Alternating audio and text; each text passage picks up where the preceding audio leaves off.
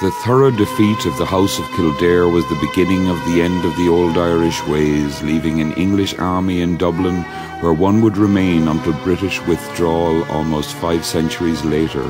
Likewise, the Viceroy or Lord Deputy, instead of being chosen from a family in Ireland, would thereafter always be English, and from 1541, when Henry had himself declared King of Ireland, he became the first foreign king to rule, where a British monarch would now reign until 1922.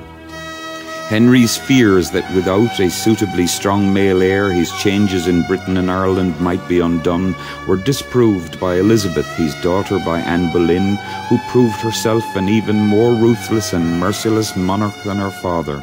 She systematically set about destroying the remaining powerful families of Ireland so as, in her own words, to bring that rude and barbarous nation to civility, using the by then standard racist claim of moral and intellectual superiority to justify the brutal oppression of her nearest neighbour.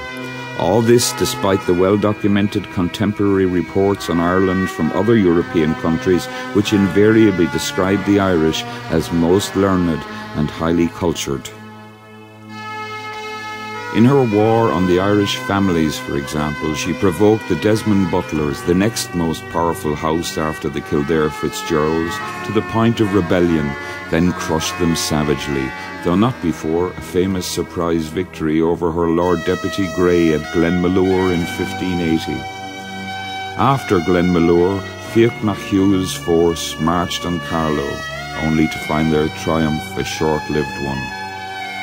Elizabeth divided the finest Desmond land between Sir Walter Raleigh, the Hydes, ancestors of the first President of the Republic, and the Spencers, for services rendered. However, even among such loyal supporters, shock horror register that the appalling conditions to which she condemned the very subjects whom she claimed to protect. The poet Edmund Spenser most sorrowfully described the famine victims he witnessed in 1596 as follows: "Out of every corner of the woods and glens they came, creeping forth upon their hands, for their legs would not bear them. They spake like ghosts crying out of their graves." In the north, the last of the old Gaelic chieftains, Hugh O'Neill, Earl of Tyrone, ruled Ulster according to ancient Irish ways and laws, despite every effort made to raise him as an English gentleman and protégé of Elizabeth. But he also was provoked to revolt by Sir Henry Bagnall, one of the Reformation New English. Following O'Neill's defeat of Bagnall's forces at the Battle of the Yellow Ford, he sensed his opportunity to strike for national liberty and turned to Catholic Spain for assistance.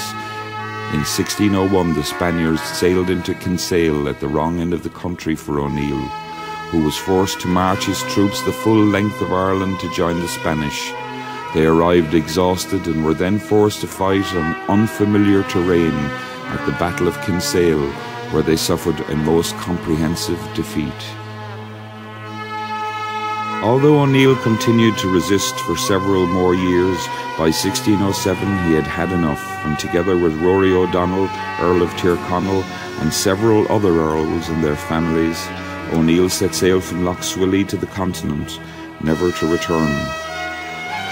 The flight of the earls, as their exodus became known, was the final death knell of the old Gaelic order.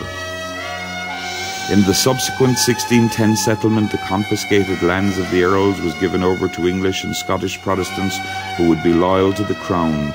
These colonial planters shared their queen's belief of superiority to the native Irish and treated the Catholics with such callous contempt as to drive a wedge of bigotry between the two religions, which still exists for many to this very day.